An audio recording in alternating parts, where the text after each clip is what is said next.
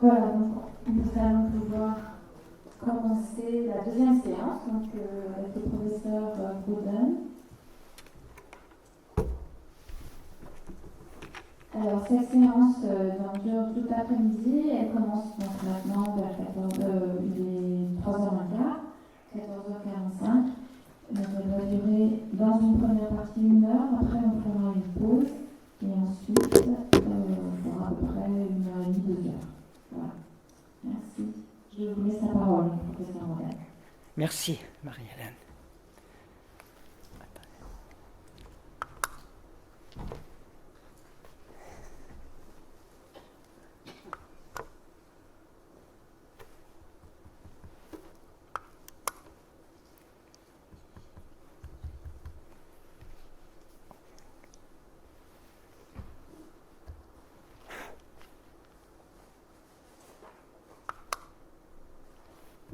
Voilà. Okay. Vous m'entendez bien toujours? Ça va? Ok. Merci. Là, j'espère que vous avez bien déjeuné. Vous êtes prêts à reprendre les travaux là pendant 1 heure au moins et puis encore 1 heure. Alors, donc pour la deuxième séance, narrativité, tensivité et figurativité dans Les yeux bleus, cheveux noirs de Marguerite Duras. Ce sera donc une application de d'autres théories sémiotiques en rapport avec le récit. A priori, Les yeux bleus, cheveux noirs de Marguerite Duras semblent ne donner aucune structuration narrative à la relation entre les deux protagonistes qui constituent le sujet principal de la longue partie centrale du texte. Comme en attendant Godot, il ne s'y passe pour ainsi dire rien.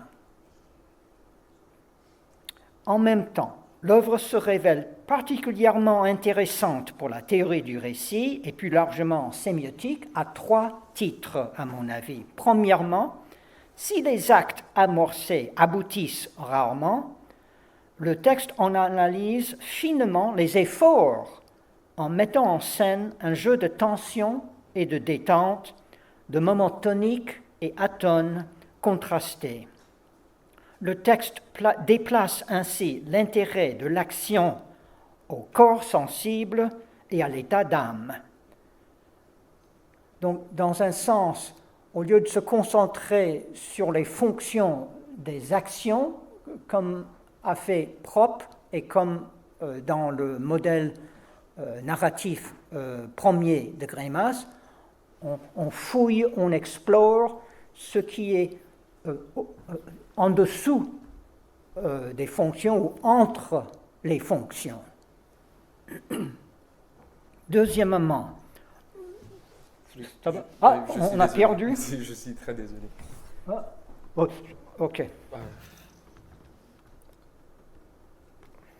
Je n'ai pas besoin en ce moment, donc je continue. Mais, bien sûr.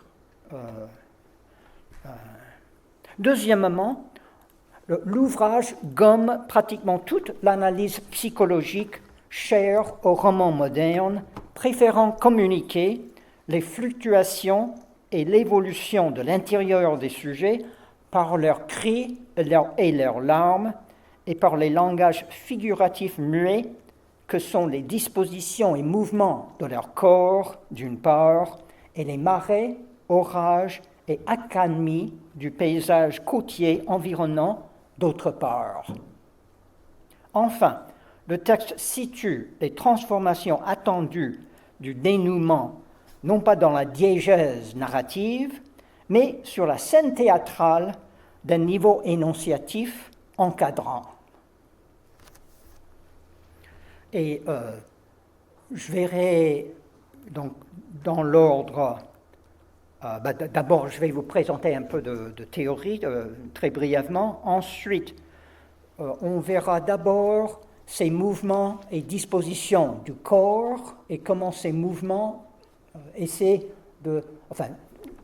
comment ces mouvements communiquent l'état d'âme, l'intérieur des sujets, qui n'est pas analysé, qui n'est pas rendu explicite autrement, qu'il faut interpréter.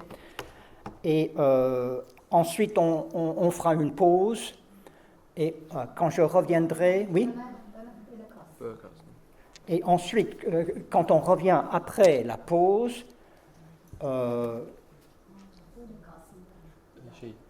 böyleyken de slide değiştiğinde yine evet aynen.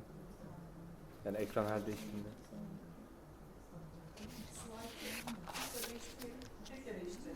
Güzel.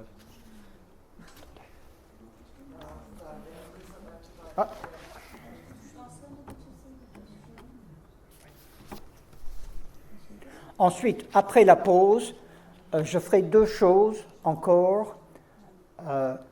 Je poserai la question, comment deux pratiques dans le même texte, au même niveau, quelles sont les relations entre ces deux pratiques? Une pratique, ce sera le développement du contrat, de la relation entre les deux protagonistes. Et ça, c'est une pratique. L'autre pratique, c'est le travail du deuil, hein, d'avoir perdu quelqu'un. Donc, comment est-ce que ces deux pratiques s'articulent dans le texte? Et pour finir, si j'ai le temps, mais j'espère avoir le temps, j'étudierai justement les descriptions du paysage autour de la villa où les deux protagonistes se trouvent, parce que les descriptions de l'environnement, de la plage, de la mer, du ciel, tout cela nous communique comment ils sont eux, comment leur relation, comment leur état d'âme évolue au cours du roman. Je répète, il n'y a pas d'analyse psychologique traditionnelle, il n'y a pas de discours où les personnages parlent de leurs sentiments, donc il faut essayer de comprendre ce qu'ils ressentent et comment se développe leur relation, que j'appelle le contrat fiduciaire, grâce à ces choses muettes, à ces choses qui ne parlent pas, hein, le paysage et les mouvements du corps. Ça, c'est l'essentiel. Alors, donc je dis narrativité, tensivité et figurativité, donc le tournant sensible. Qu'est-ce que j'entends par tournant sensible dans le titre? Alors, par l'expression tournant sensible dans mon titre, je me réfère à des développements dans la sémiotique romane à partir des années 1980 qui donnent une plus grande importance à l'exploration de la perception, du vécu de l'esthétique au sens large, donc de la perception, du vécu et de l'esthétique au sens large, et qui attire l'attention sur la dimension corporelle de l'expérience et sur l'affectivité. Et l'affectivité, c'est-à-dire les passions, les émotions. Le tournant sensible s'appuie de manière privilégiée sur la phénoménologie de Husserl et notamment sur sa formulation par Merleau-Ponty.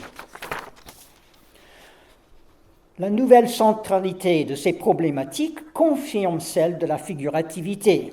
En effet, la sémiotique romane insiste depuis toujours sur la place clé qu'occupe la représentation d'objets concrets, naturels et culturels, à côté des contenus abstraits démunis de références directes au monde. Les changements rappellent aussi la nécessité d'accorder une place de choix aux signifiants, au plan de l'expression des sémiotiques, qui lui aussi est un élément du sensible. Parmi les travaux qui ont marqué ces nouvelles tendances, on peut citer Jean-Claude Coquet, Jacques Fontany, Grémas et Fontany, et un ouvrage collectif dirigé par Éric Landowski, Raoul Dora et de Oliveira.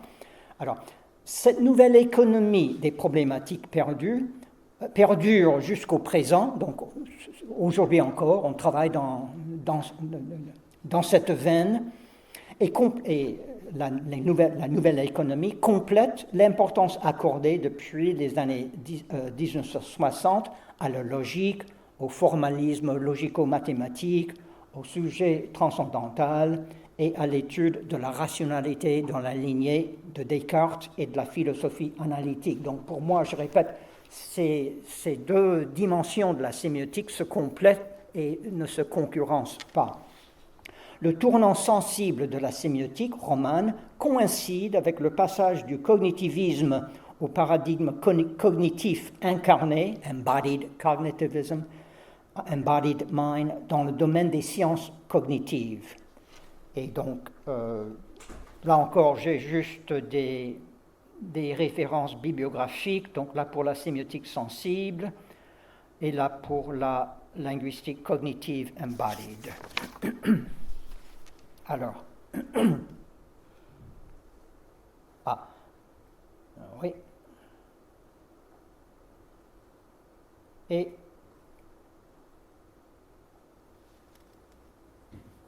voilà. Alors, juste quelques remarques donc, sur la sémiotique tensive. Donc, la sémiotique tensive met en relief, je dirais, 4 thématiques principales. D'abord, la continuité. Et cette continuité complète la discontinuité. Par exemple, lorsqu'on donne une représentation de la catégorie, d'une catégorie comme chaud et froid, au lieu de concevoir cette catégorie comme étant réalisée par des points opposés, c'est-à-dire chaud, froid ou non chaud, non froid, chaud et froid, au lieu de la considérer comme représentée par des points, on la construit comme un espace occupé par absolument toutes les nuances de la chaleur et du froid. Donc un espace à 2 dimensions au moins et non pas des points. Donc c'est la continuité et non pas la discontinuité. Et historiquement, ça veut dire qu'à la place de Jacobson et de la phonologie, on renoue avec Saussure et Troubetzky et même Brundtland et le premier Greimas un peu. Donc là, c'est une thématique. Deuxième thématique, l'intensité. Donc l'intensité, à savoir tension et laxité, tonicité et atonicité. Donc là encore, un exemple que j'emprunte à Louis Hébert, notre collègue québécois. Si je prends l'exemple de l'attachement, c'est-à-dire l'amour, l'amitié, la fidélité, etc.,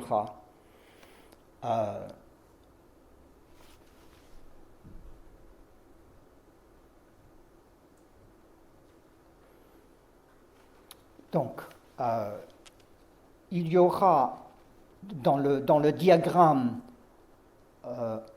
2 axes, l'axe de l'intensité et l'axe extensif, qui définissent donc 4 zones, non pas des points, mais 4 zones.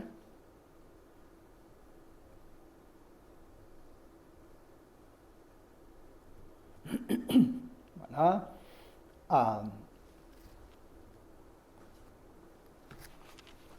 Alors,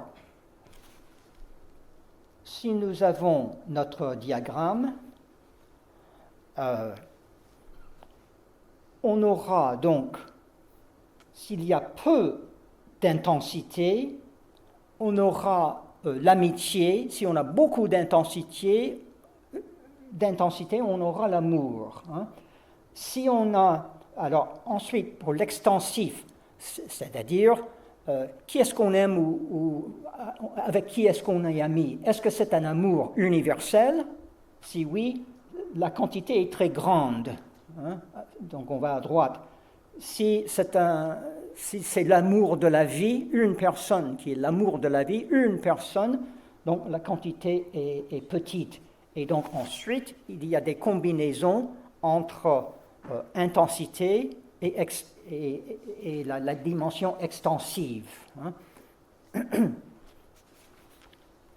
Voilà. Alors, ensuite,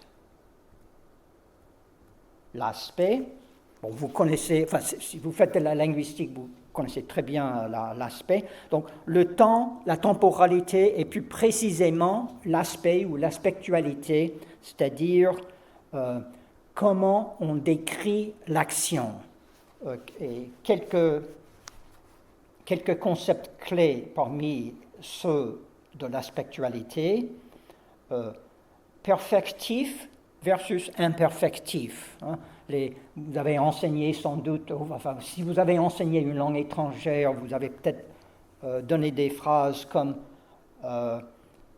il pleuvait pendant que le téléphone a sonné, ou je déjeunais quand Marie est arrivée. Hein. Vous avez une action imperfective qui continue, et puis quelque chose de ponctuel est arrivé. Donc, imperfectif, perfectif, ponctuel, duratif, terminatif, incoatif. Bon, donc, est-ce que l'action se termine ou est-ce qu'il commence ou est-ce qu'il continue entre les deux? Donc, et singulier et itératif, c'est-à-dire répétitif. Hein, est-ce que c'est une action habituelle? Donc, quelques exemples, comme toujours. Donc, les verbes, donc, incoatif, commencer ou entrer, duratif, continuer, garder, maintenir, rester, terminatif, finir, arrêter, stopper, etc., s'éteindre. Alors, mais les émotions, enfin, toutes sortes de mots peuvent avoir une aspectualité. Donc, si on pense à des émotions. Perfectif, ce serait choc, horreur, extase, et choc et horreur, choc surtout, ce serait ponctuel aussi, on suppose. Hein. Imperfectif, c'est-à-dire qui continue, angoisse, patience. Terminatif, c'est-à-dire une vue rétrospective, hein, c'est fini, c'est terminé. Satisfaction, regret, remords, honte, nostalgie. Incoatif, c'est-à-dire qui commence ou qui va commencer, curiosité, espoir, désir. Alors, ponctuel, ça devrait être étonnement et choc. Duratif, donc langueur, anxiété, mélancolie. Et itératif, impulsivité, obstination, générosité. Voilà. Donc, l'aspect. Ensuite, dernièrement, la quatrième thématique, l'affect, les émotions, les passions, enfin, comme vous voyez là. Hein. Donc, ce sont 4 composantes clés dans la sémiotique tensive. Okay. Et quels sont les rapports entre les deux axes? Ben, on peut avoir un peu tous les rapports. Hein. La corrélation directe, ce serait plus c'est intense, plus c'est extensif. Hein. Ce serait dans l'amour, c'est-à-dire plus vous aimez des gens, plus vous les aimez intensément. Bon, ce serait rare, hein, et donc plutôt ce serait l'inverse. Hein. Donc plus vous dites oui, je suis ami avec tout le monde, ça veut dire vous n'êtes pas trop ami avec quiconque. Hein.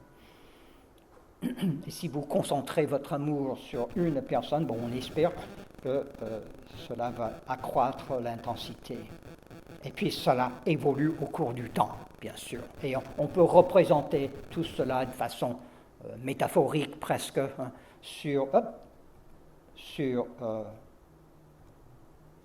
dans des diagrammes.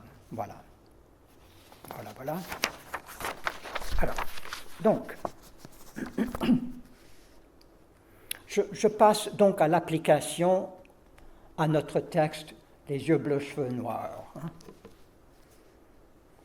Alors, cette intervention s'appuie sur une analyse des yeux bleus, cheveux noirs de Marguerite Duras, ouvrage paru en 1986. Ce texte s'inscrit dans un ensemble d'écrits, de témoignages et de films de Duras que l'on a coutume d'étiqueter, je cite, le cycle Jan Andrea, d'après le nom de son compagnon de l'époque qui servait d'inspiration pour les textes et à qui ce livre est dédié. Le texte reprend et développe un autre texte, La maladie de la mort, qu'elle a publié en 82, texte très court, que l'on peut considérer comme une première version du texte qu'on verra ensemble. Comme bien des œuvres duraciennes, notre texte mélange fiction, autobiographie et biographie, comme le démontrent des documents paratextuels, l'opuscule duracienne La pute de la côte normande, qu'elle a publié la même année que Les yeux bleus, cheveux noirs, et aussi la biographie de Jean Vallier, C'était Marguerite Duras, qui a paru il n'y a pas trop longtemps. Toujours comme bien d'autres œuvres de Duras, Les yeux bleus, cheveux noirs se présentent comme un texte hybride, pouvant être manifesté soit comme livre, soit comme spectacle, et réunissant, dans les deux cas, des composantes d'une narration et des éléments théâtraux. Donc un texte hybride. Alors, l'intrigue reste minimale. Dans la première séquence, une femme retrouve son amant de passage, un jeune étranger aux yeux bleus, cheveux noirs, dans le hall d'un hôtel de la plage du Nord. C'est en Normandie. Un autre homme s'approche, remarque l'étranger et a le coup de foudre pour lui. Quelques heures après, l'étranger quitte la femme et la ville, provoquant des lamentations chez sa maîtresse et une crise mortelle chez son nouvel amoureux. Ah. Tiens. Ah, ok. Allez-y. Ok. Le soir même, le héros et l'héroïne se rencontrent par hasard dans un café, sans se reconnaître, et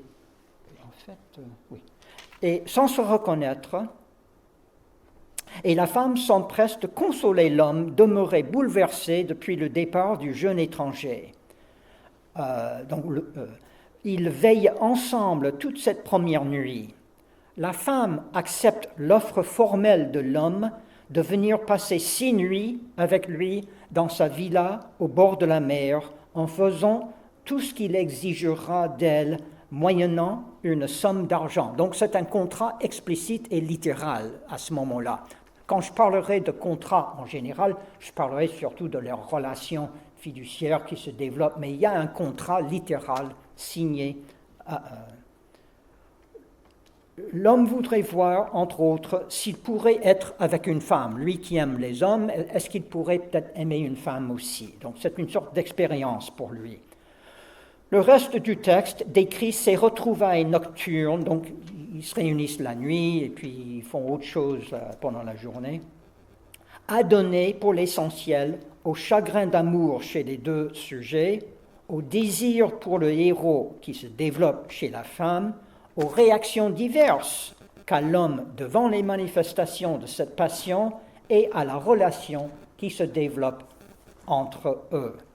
Alors, à ces acteurs discursifs, les yeux bleus, cheveux noirs n'attribuent ni nom propre, ni rôle thématique constant tel que représentant ou avocat, oncle ou épouse. Donc nous ne savons pas si l'homme s'appelle Jean-Pierre ou Jean-Claude, si la femme s'appelle Gabrielle ou Suzanne, ils ne sont jamais nommés. Et on ne sait pas leur profession, s'ils ont une profession. Adoptant des termes fournis par le texte, nous désignerons l'amant qui s'en va au début du texte par l'étranger, et je désignerai son amante par l'héroïne, ou indifféremment la femme, et j'appellerai celui qui tombe amoureux de l'étranger le héros ou parfois tout simplement l'homme. Constitués en triangle passionnel, ces trois acteurs composent l'essentiel des dramatis personae du texte. Et reprenant toujours le langage de notre texte, j'appellerai parfois l'homme et la femme les deux héros, comme Marguerite Duras les appelle aussi. Dans ce texte pratiquement démuni d'analyse psychologique ou d'introspection, et où le discours rapporté des sujets ne traite guère de ce qui leur arrive dans la chambre, il incombe à des précisions figuratives telles que la disposition et les mouvements des corps, de même que les descriptions des environs de la villa, de construire le parcours des rapports entre les héros.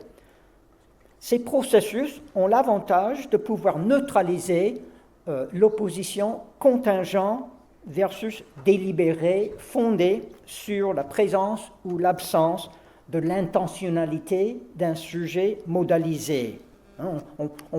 Si je bouge mon corps et que j'arrive à être près de quelqu'un d'autre, est-ce que parce que je voudrais me rapprocher de cette personne ou est-ce que j'ai juste eu mal d'un côté et je voulais être de l'autre côté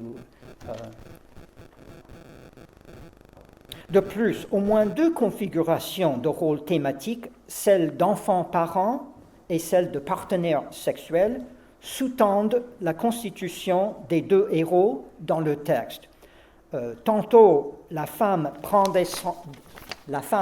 dans ses bras l'homme éploré comme une mère qui console son fils, tantôt elle le caresse comme s'il était son amant.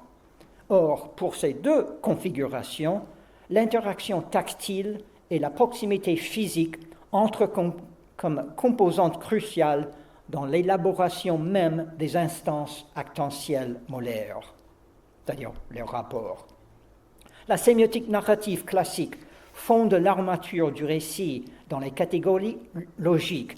Nous inspirons des recherches plus récentes sur les modes du sensible et sur l'autonomie de la figurativité. Nous proposons d'examiner les descriptions des dynamiques somatiques et naturelles pour en dégager d'autres principes complémentaires de l'organisation syntagmatique du discours. Nous étudions ainsi comment les modulations de l'espace, du temps, du tempo et de la tensivité articulent le déroulement du texte.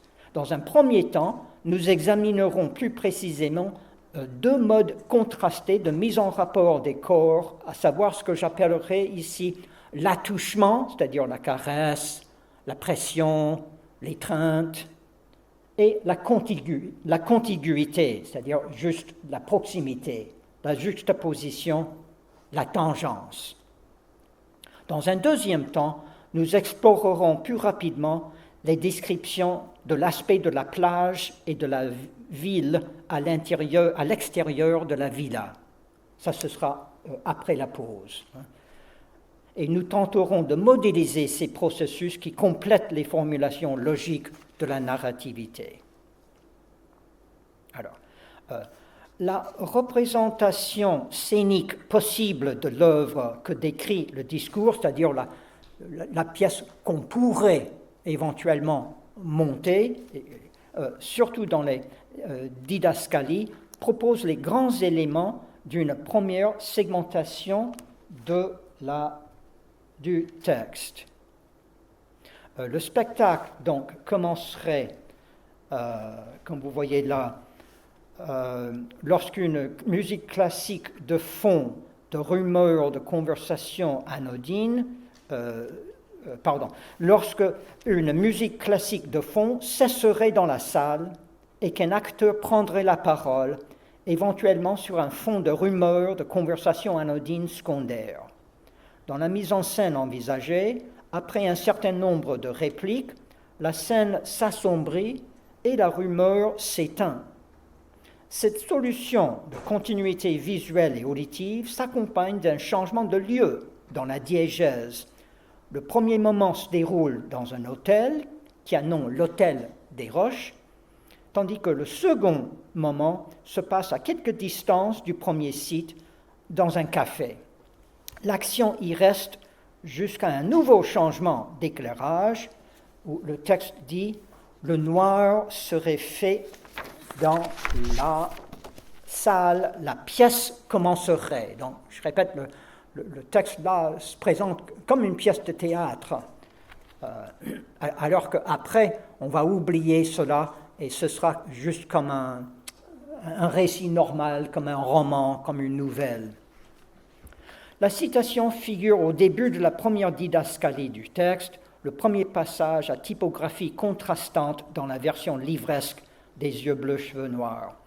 Lorsque la mise en page normale reprend, une histoire commence qui occupera la plus grande partie du texte, et j'appellerai cette partie la partie centrale du texte. On peut donc dire que les changements scéniques aident à segmenter le texte, définissant une sorte de prologue à 2 temps qui précède le drame proprement dit. Et puis il y a une sorte de coda à la fin, où on reprend à nouveau cette question de la représentation scénique théâtrale. Alors,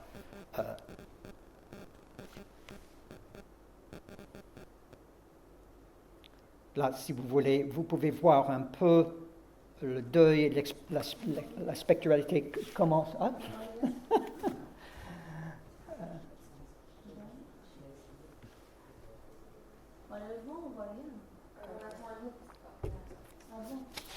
Bon.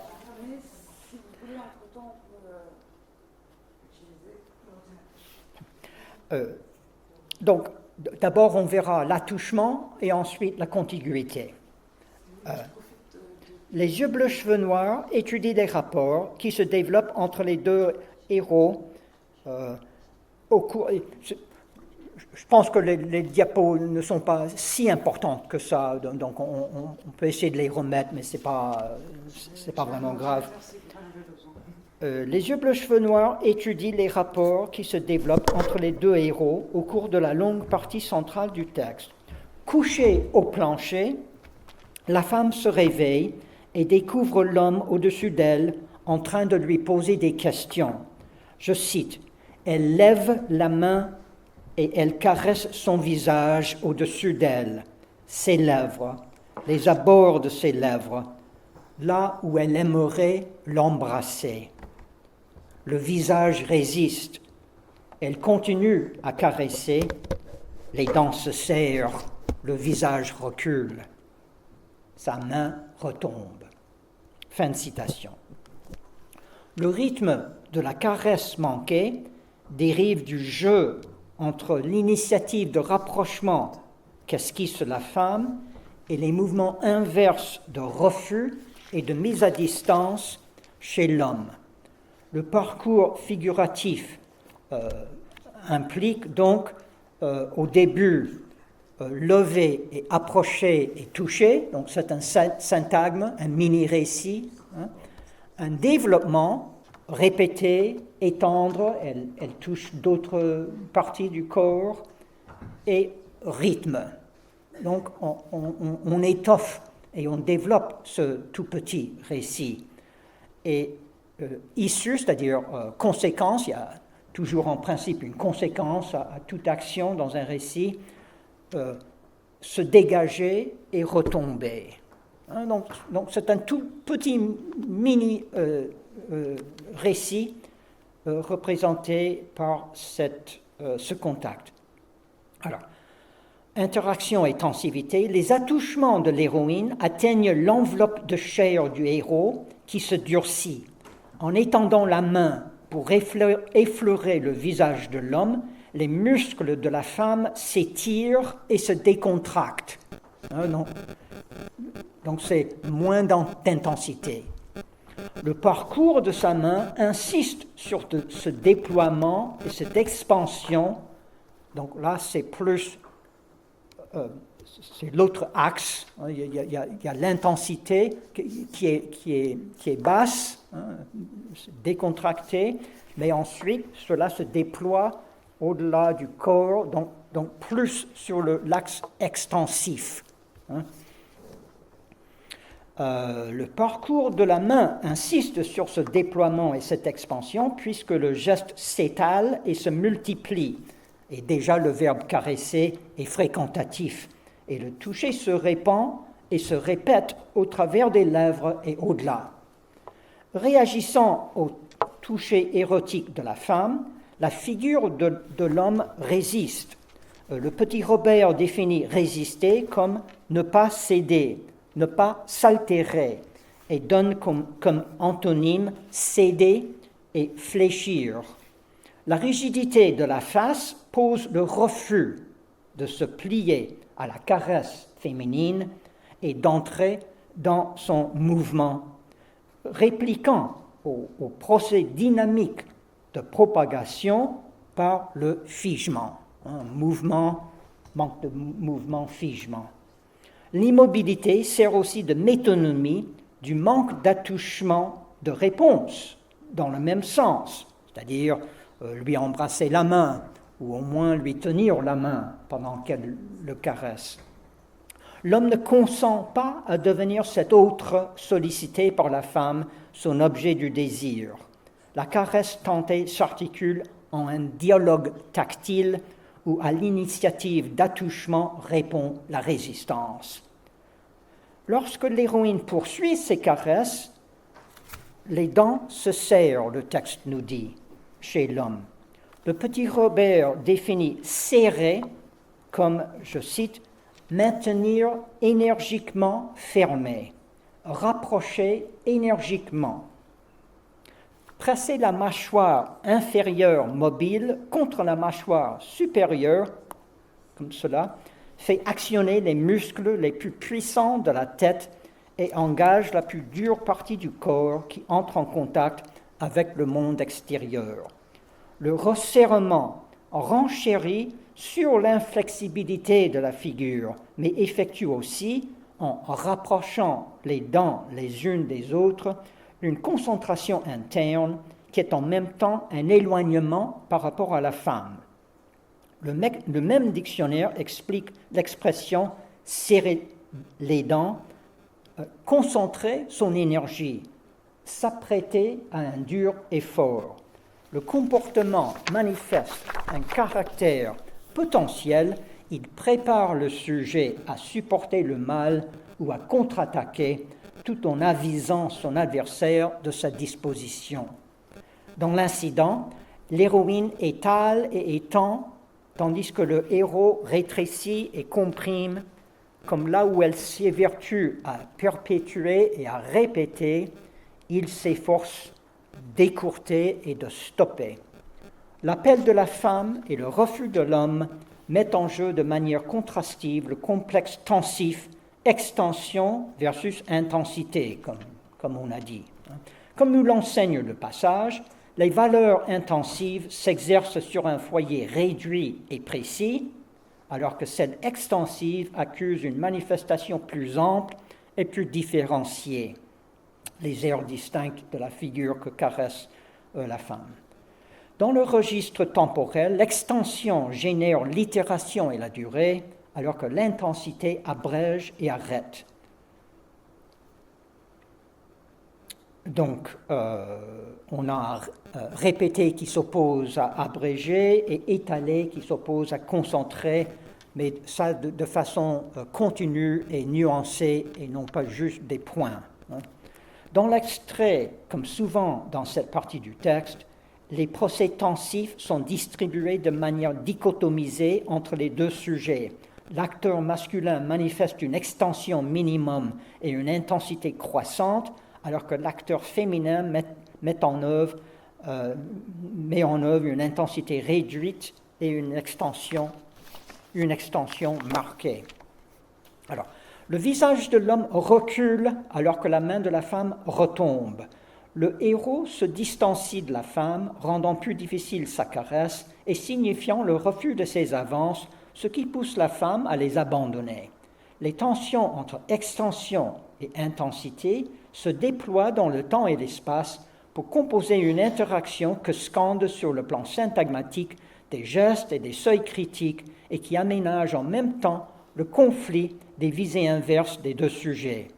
celui qui veut qu'on se rapproche physiquement, celui qui ne le veut pas. On peut indiquer, enfin voilà, les principaux moments de la caresse, vous les voyez, hein, toucher, résister, insister, se durcir, se dégager, se retirer. Trois moments principaux de ce mini-récit. Dans le passage cité, les valeurs tensives s'exerçant sur les dimensions spatio-temporelles impliquent et communiquent des significations affectives, comme on a dit, hein, affectives, intersubjectives et actentielles précises. Les tentatives chez la femme de se rapprocher de l'homme réalisent son désir de s'unir davantage à lui, alors que les efforts chez l'homme pour s'éloigner d'elle véhiculent son souhait de s'isoler d'elle. Plus généralement, les avances de la femme réclament une plus grande fluidité d'échange dans la chambre, empreinte de gêne et de circonspection, alors que par ses refus, l'homme renforce la violence latente, comprime son champ affectif et raffermit des limites qui rétrécissent sa communication. Sur le plan de l'interaction érotique plus précisément, la femme qui a quitté son amant de passage quelques jours auparavant et qui s'ouvre maintenant à l'homme suivant contraste avec celui qui s'en tient à son désir pour l'étranger, c'est-à-dire il reste fidèle à cet homme qu'il a aperçu, celui-ci devenu image intérieure. Les dynamiques ou les procès extensifs dominent sur ceux intensifs, comme chez la femme dans l'incident, favorisent la laxité, tandis que les dynamiques ou les procès intensifs l'emportent sur ceux extensifs, comme chez l'homme, renforcent la tension. Les procès encourageant la laxité détendent les formes et évident leur trajet syntagmatique en réalisant, en dépensant et en libérant leur potentiel. Inversement, les activités augmentant la tension encouragent l'accroissement ou la conservation de l'énergie, cherchant un nouvel équilibre en repliant, en s'interrogeant et en recentrant, en assumant ou en préparant de nouveaux projets. Alors, degré d'intensité. Le geste de la femme réalise une hardiesse. Tout d'abord par le simple fait d'initier un contact physique érotique, ensuite en ce que celui-ci véhicule aussi une révolte contre l'hégémonie dont se prévaut l'homme dans la chambre. Sur le plan spatio-temporel également, la persistance et l'escalade des efforts réalisent le haut degré. Chez l'homme, c'est la tension qui indique le grand degré, comme serrer les dents, etc., appuyé par le caractère abrupt de ses refus. L'incident articule le complexe de degré tonicité versus atonie en posant d'emblée une certaine tonicité de part et d'autre chez les deux sujets. Les parties du corps en jeu, le doigt et les lèvres, augmentent le degré puisque les deux aires jouissent de rôles privilégiés dans l'interaction tactile et possèdent une assez haute densité de récepteurs, les lèvres surtout, assurant une grande sensibilité au contact des peaux. D'autre part, il faut souligner que le degré évolue au cours de l'incident. Même décliné, l'attouchement de la femme s'obstine en se répétant. Elle continue à caresser.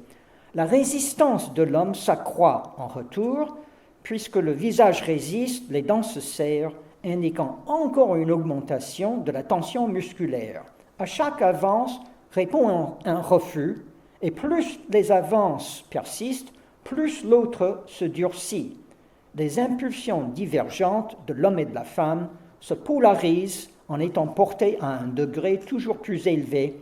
Elles s'appellent l'une l'autre et se relancent. Sur le plan du degré, les conduites accusent une tonicité relativement faible, mais qui augmente au cours de l'incident avant de retomber à la fin. Donc, le parcours tonique, c'est au début tonicité faible, ensuite croissante, ensuite rabattue, retombée. Le passage pose une tension apparemment incontournable entre l'échec du faire humain d'une part et les exigences des tendances à la tonicité grandissante de l'autre, entre la démodalisation des héros et l'acuité croissante de leur passion. Dans ce texte comme ailleurs, le heurt des tendances divergentes en appelle à une résolution, ce que la situation ne permet pourtant pas. Alors, l'armature qui sous-tend la caresse refusée se répète dans des scènes semblables de notre texte et entre comme composante importante dans des situations apparentées, y compris celles où c'est l'homme qui initie le contact avec la femme, ce qui peut engendrer chez lui encore plus de violence. Dans d'autres scènes, au lieu de résister avec entrain, l'homme décline mollement les avances de l'héroïne, s'excusant presque de ne pas la trouver désirable. N'épuisant pas les impulsions des tendances en jeu, les épisodes laissent toujours de quoi relancer le récit. Le passage étudié contraste directement avec la séquence initiale du texte située au café, où l'homme en pleurs caresse et embrasse la femme qui le console et qui joue pour lui le rôle de substitut de l'étranger parti. Je cite, « Il prend ses mains, il les met contre son visage, il embrasse ses mains comme il le ferait avec son visage, sa bouche, elle lui donne sa bouche à baiser. » Le contraste entre les deux passages nous rappelle que le geste se définit non seulement par ses déterminations topologiques, c'est-à-dire le déplacement, la périodisation, l'amplitude, mais aussi par la fonction qu'il occupe dans des parcours pathémiques et cognitifs. Les avances et les réponses en jeu dans ces attouchements s'articulent selon une combinatoire simple qui obéit en principe à une résolution. On recherche ou on évite l'autre, on accepte ou rejette ses avances, inattention ou rebuffade, ce qui mène à la réalisation ou à l'échec de l'initiative. On voit s'y profiler les outils conceptuels de la narrativité sémiotique classique avec sa syntaxe élémentaire, des jonctions, des relations logiques et l'ensemble finaliste et hiérarchique de programmes narratifs enchâssés. Seulement, comme le suggère l'incident de la caresse refusée analysée, sauf exception, dans Les yeux bleus cheveux noirs, les initiatives n'aboutissent pas, ce qui fait qu'au-delà du niveau de la micro-analyse, le dispositif traditionnel ne trouve guère matière à récit. Et encore, là où le faire, tant modeste soit-il, arrive à s'affirmer, la suite fait vite de le refaire, tel Sisyphe et son rocher. Et pourtant, le discours poursuit son train, les possibilités se profilent, et l'énonciataire, c'est-à-dire le lecteur ou le spectateur, qui demande qu'on lui raconte ou qu'on lui montre, trouve son compte. C'est ainsi que nous sommes partis à la recherche de ce qui soutient et informe ce discours où il ne se passe rien en poussant au-delà des constats d'échec et de renoncement des actions d'absence et de manque chez les sujets. Comment situer les formes syntaxiques que nous avons dégagées par rapport au champ narratif reconnu, par rapport au schéma narratif qu'on a vu ce matin? Il s'agit de creuser l'écart qui sépare l'état initial de l'état final, de creuser les trous, les espaces entre les fonctions. L'action nous apparaît comme une dynamique où s'implique la force des choses et le devenir du sujet. Une fois une initiative lancée, les forces peuvent l'empêcher ou la favoriser, amenant le sujet vers l'issue, où il se désiste ou bien l'emporte. Si un aspect de la situation peut conduire l'entreprise engagée vers sa conclusion, il peut tout aussi bien entraîner sa prolongation. L'intervalle entre prolonger et conclure, imperfectif, perfectif, présente une étendue où se jouent les tensions qui modulent le faire. La scène de la caresse manquée montre que le sujet peut articuler cette étendue par son insistance, comme le fait l'héroïne, ou bien par sa résistance, comme le fait l'homme. La première stratégie s'appuie en priorité sur le temps et secondairement sur l'effort, alors que la deuxième met en avant l'effort tout en faisant référence au temps. Alors, là que je vais représenter comme en quelque sorte un carré sémiotique. Donc, on aura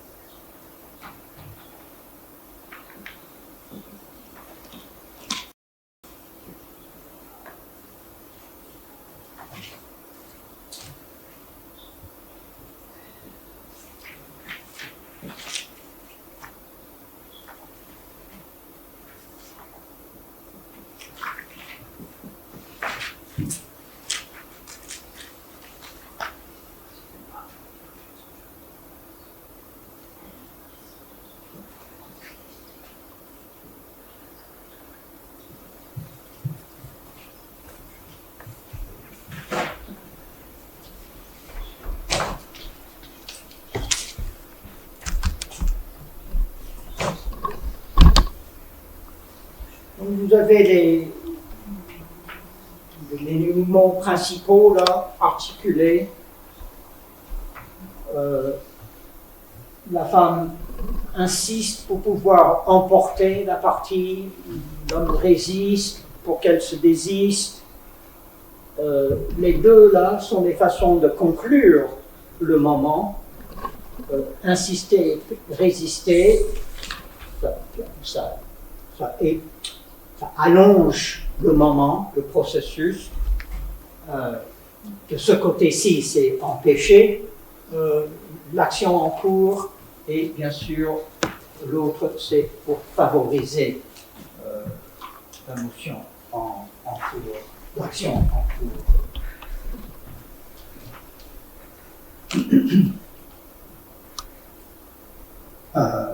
Donc, les valeurs perfectives, ce sont bien sûr des valeurs perfectives et terminatives. Donc ces valeurs perfectives situées dans la partie supérieure du schéma sont de celles qui jouissent d'une place privilégiée dans la narratologie classique, où il y a l'action et une résolution des affaires, mais qui jouent un rôle assez modeste dans Les yeux bleus, cheveux noirs, demeurant suspendu entre le deuil et le désir, et partagé entre les visées divergentes du héros et de l'héroïne. Le texte exploite de préférence des valeurs imperatives, prolongeant l'action et tenant en équilibre les impulsions qui favorisent et empêchent. En général, faute de triomphe décisif ou de déboire déterminant, les efforts ne produisent que la persistance et la subsistance. Donc, les valeurs imperfectives en bas et répétitives, itératives. Différant la conclusion, les yeux bleus, cheveux noirs déploient les composantes internes des procès et tracent leur déroulement contesté, parfois hésitant.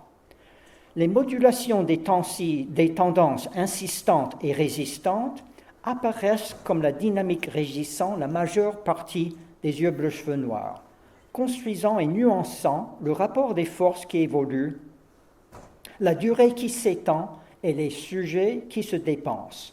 Ces tensions se retrouvent dans les notations allégoriques de l'action de la mer sur la maison. Je cite, « Quand les tempêtes étaient fortes, certaines nuits, on entendait clairement l'assaut des vagues contre le mur de la chambre et leur déferlement à travers des paroles. » Donc, c'est une sorte de métaphore des tensions entre les deux héros et du deuil, de ce deuil de l'étranger qui est parti. Je cite encore, « C'est une grande marée qui s'acharne contre le mur de la chambre. D'imposantes forces lancées, les tempêtes, les passions, s'exercent sur des entités compactes qui résistent, le mur, les êtres humains. Les orientations divergentes, extensives et intensives se croisent et s'exercent l'une contre l'autre sur tous les plans. Donc seulement, alors que les gestes comme la caresse repoussée n'occasionnent pas de résultats apparents, voire freinent le processus qu'ils voudraient avancer, dans les passages allégoriques cités, le choc des deux forces produit un procès énonciatif. La mobilité fluide répand dans le flot de langage qu'est le texte, qui tranche sur la masse silencieuse du mur formant le fond de la scène. Et si je peux anticiper la fin de mon intervention aujourd'hui et la fin du texte, ce sera en fait ça la conclusion du texte et la résolution du texte. Ce ne sera pas une sorte de résolution de comment les deux vont développer leurs relations, ce sera la fin du texte lui-même, la fin de la pièce de théâtre, entre quelque sorte la fin de la lecture. La rencontre réunit des tensions qui fondent la théâtralité, à savoir langage versus silence, mouvement versus immobilité. Le texte annonce ainsi du moins la possibilité que les tendances inverses trouvent un mode de concordance et engendrent un gain positif. C'est-à-dire, le texte annonce au moins la possibilité d'une sorte de résolution telle qu'on a vu ce matin en voyant les différents modèles narratifs. Une sorte de, par exemple, de dialectique hegelienne, où il y aurait une synthèse, ou comme chez Lévi-Strauss, une sorte de compromis, de modération, de fin de la tension. Alors, je vais peut-être avancer. Peut-être on peut faire la pause maintenant. Alors, Ça nous permettra d'essayer de régler les problèmes. Ah. Oh, écoutez, si ça ne vous dérange pas, je n'ai pas besoin de beaucoup de diapos en ce moment. Et moi, ce que je voudrais, c'est terminer cette discussion-ci, et puis on passe à autre chose après la pause. Hein. Si, ça va? Après la pause, vous aurez besoin parce que la personne qui est... Non, je n'ai pas besoin de diapos, en fait. On est bien comme ça. Je peux travailler sur le tableau. Merci quand même. Alors, ensuite, on passe au deuxième type de mouvement et de disposition du corps, à savoir la contiguïté. Après le premier jour passé dans la chambre, les rencontres des tendances inverses et polarisantes se font plus rares chez les deux héros, cédant du terrain à des processus moins divergents, moins toniques et plus stables.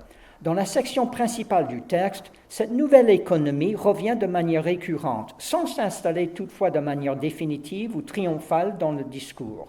La dynamique d'adoucissement et de convergence se laisse observer dans les positions qu'adoptent les héros vis-à-vis de l'autre, et surtout dans une attitude du corps devenue fréquente. Alors, j'ai quatre petites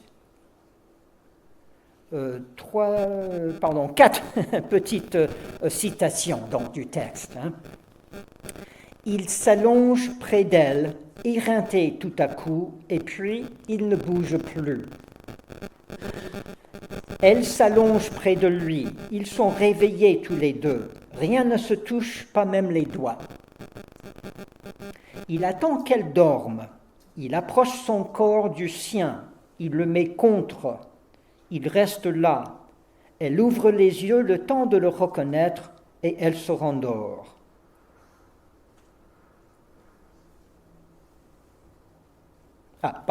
Donc 3 citations seulement. Alors, dans les 3 cas, le sujet se couche en proximité de son compagnon dans la chambre, mais atténue l'attouchement érotique. Agissant seul, il ne demande pas la participation tactile active de l'autre. Le héros et l'héroïne, tous deux pratiquent la conduite qui est toujours acceptée par l'autre.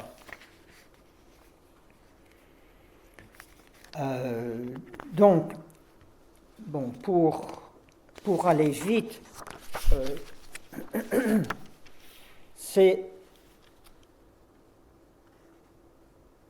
alors que l'articulation de l'attouchement qu'on a vu se caractérise surtout par le contraste et les visées opposées, celle des conduites de la juxtaposition ou de la contiguïté repose en premier lieu sur la succession et elle apparaît comme une formation mitoyenne, à mi-chemin entre l'attouchement et l'immobilité ou l'isolement. Les tendances inverses entre union et isolement sont suspendues à l'état de tension au lieu de s'exprimer et de se dérouler dans des procès divergents et conflictuels comme dans la caresse. Les corps se présentent comme au repos mais dispos, gardant leur tonus d'organisme disponible sans se déplacer ni s'agiter, tenant en équilibre les impulsions inverses. Alors, j'avance toujours. Alors, il y a une persistance de l'attouchement dans notre texte. Là encore, ce n'est pas comme un texte narratif traditionnel, on va et vient, mais la dimension va vers cette contiguïté qui désamorce les conflits. Alors, il y a quelque chose qui m'intéresse, c'est les actants de la contiguïté, c'est-à-dire comment est-ce qu'on décrit ces actants. Il s'allonge près d'elle, éreinté tout à coup, puis il ne bouge plus. Cette partie du texte construit l'homme non plus en tant que constellation. Pardon, j'ai sauté un paragraphe pour aller vite, mais on ne comprend rien à ce que je dis, donc je reprends. On va voir comment on présente le corps de l'homme. A priori, lorsque le corps propre se déplace, l'articulation actentielle comprend le centre du champ sensoriel et son horizon. Dans la mise en contiguïté, ces positions correspondent au rôle de source et de cible respectivement, modulés dans l'attouchement par l'actant de contrôle. Toujours comme dans l'attouchement, la cible se présente en même temps comme une source seconde. Le corps propre cherche à entrer dans l'aura de cet autre corps sans violer une source seconde. Voilà. Donc, dans les attouchements, on parle toujours de mains, les dents, du visage, donc uniquement des parties du corps, comme si c'était des parties séparées, comme si ce n'était pas exactement un homme, mais les parties autonomes du corps qui agissent et qui sentent. Alors que les scènes de la juxtaposition reprennent l'élaboration des actants selon les deux modes, un et multiple, intensif et extensif. Donc, cette partie du texte construit l'homme non plus en tant que constellation de membres autonomes, comme dans la caresse, mais en tant qu'être intégré au même titre que la femme. Donc un actant total. De même que la proximité contiguë associe les procès extensifs à l'homme, définis auparavant par des procès intensifs, elle complète donc sa définition actentielle en joignant l'intensité à l'extension. Voilà, les actants, voilà. Donc, il est intéressant de voir comment le texte contraste la question de tout et de partie dans tout ceci. Alors, ensuite, rapidement, je vais dessiner encore un schéma.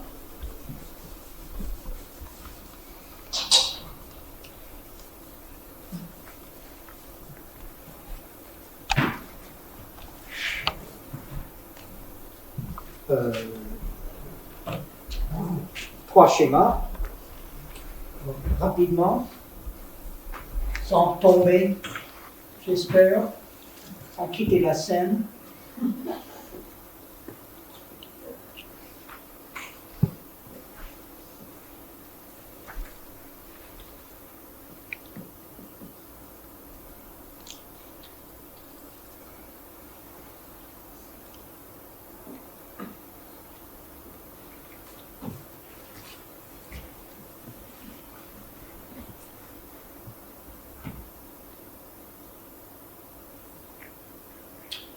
Donc, en général, si on veut avancer un projet, on insiste, bien sûr, il faut pousser, si vous voulez accomplir quelque chose. Mais la dynamique de la chambre montre la dynamique inverse. Si on essaie de devancer et d'avancer, on recule. Et si on essaie de retarder, c'est-à-dire d'attendre un peu, là on peut avancer. Hein, c'est une dynamique ironique. Et donc, encore. Donc,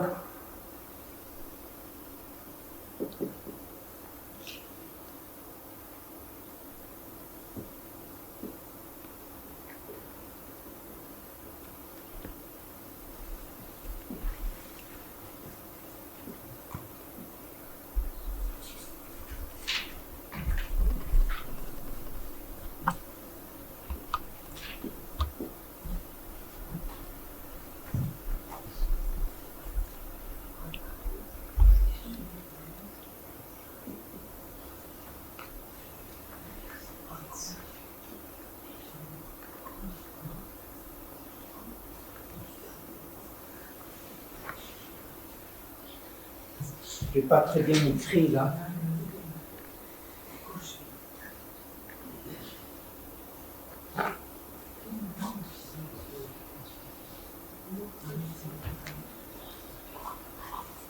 Donc,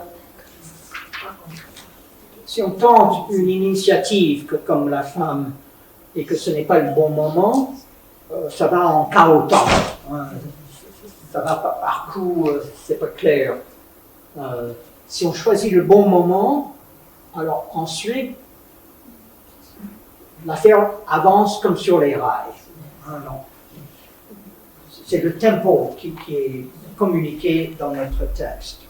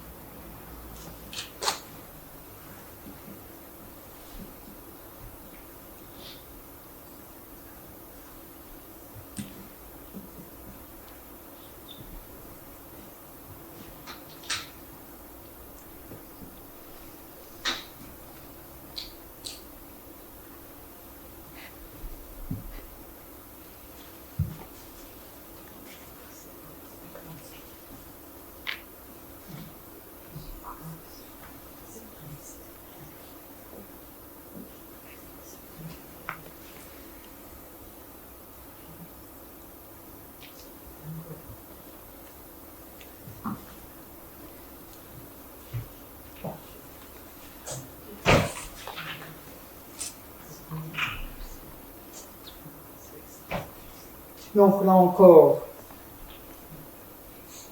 on peut représenter ce qu'on vient de dire.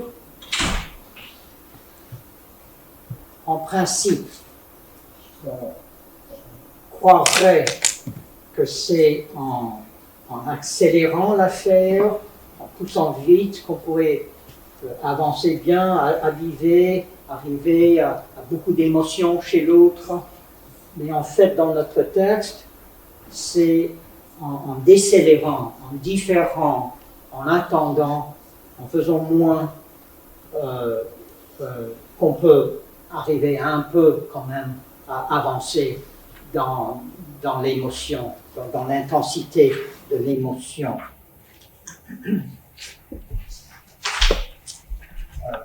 Je répète, je ne sais pas comment vous réagissez à cela, mais je répète, comme dans les textes, en attendant Godot, c'est comme cela.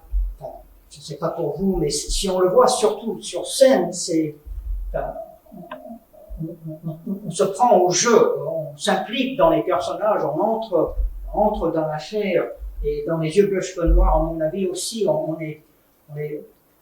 trouve ces personnages passionnants, on veut savoir ce qui se passe, mais on a du mal à l'analyser avec la narratologie classique, avec les actions, etc. Et donc il faut fouiller tout ce qui se passe entre les actions, sous les actions, dans les esprits, mais là on ne décrit pas ce qui se passe dans les esprits, donc il faut reconstruire tout cela d'après ces mouvements muets et d'après la nature aussi, la mer, la plage, etc.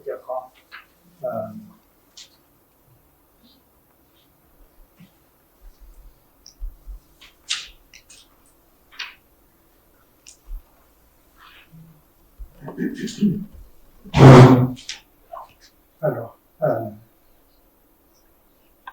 voilà. Bon, en fait, c'est l'essentiel de ce que je voulais dire.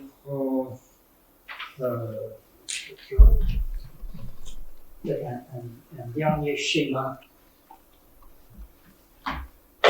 Je n'ai pas présenté tout. Je peux le mettre là. Je me suis j'ai trouvé très très intéressant la façon dont Duras compare les c'est comme ceux qui jouent au piano qui ont deux paires de lunettes. Moi j'ai une paire de lunettes pour le laptop et puis une autre pour vous voir vous plus loin. J'aime beaucoup la façon dont Duras présente ses personnages.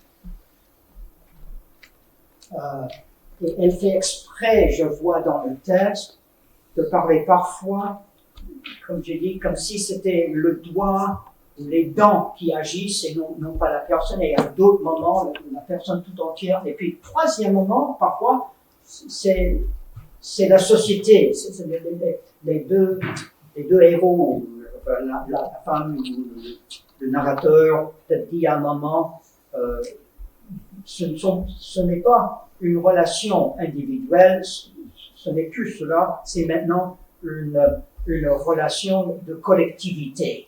Et on voit que les deux personnages sont devenus en quelque sorte comme les héros d'une légende qui est partagée par toute la société, qui représente toute la société et que leur sort sera le sort de toute la société. Ils ont l'impression, en tout cas, d'incarner une sorte de destin de leur culture, de leur société dans le drame qu'ils vivent. Et donc,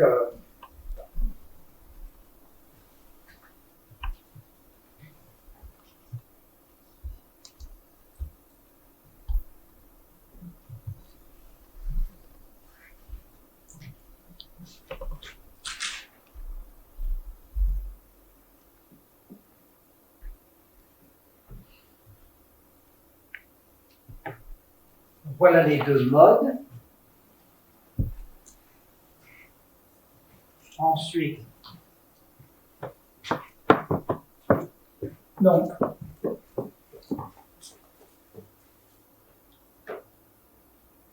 là c'est l'actant tactile. Et je vois son rapport par rapport au corps propre.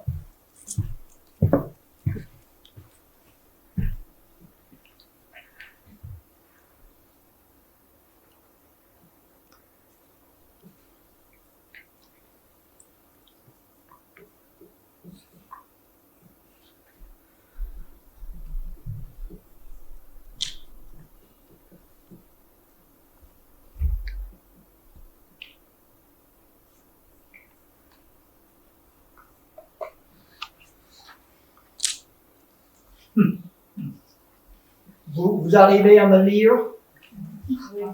Difficilement. Difficilement. C'est trop petit.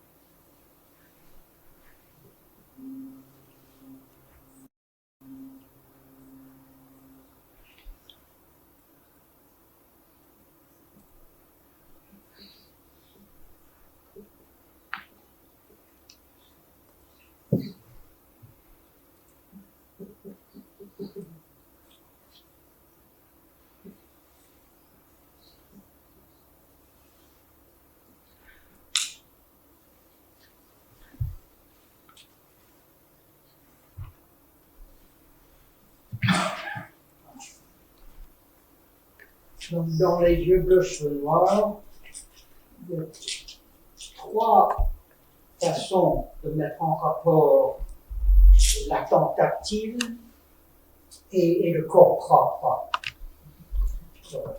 Décentralisation fragmentaire, quand c'est seulement une partie du corps, comme on a dit. Ensuite, centralisation et totalitaire, le sujet est une personne, je suis unifié, l'attente tactile et tout le corps. Et ensuite, l'inverse, l'alliance, on est regroupé, c'est-à-dire où l'attente tactile est juste une partie du tout, donc une partie de la société. Donc, c'est tout le corps, mais tout le corps est une partie uniquement de quelque chose qui est plus grand que lui. Alors, bon, je termine en disant juste, je pense que c'est juste une conclusion, je lis rapidement et puis on fait notre pause.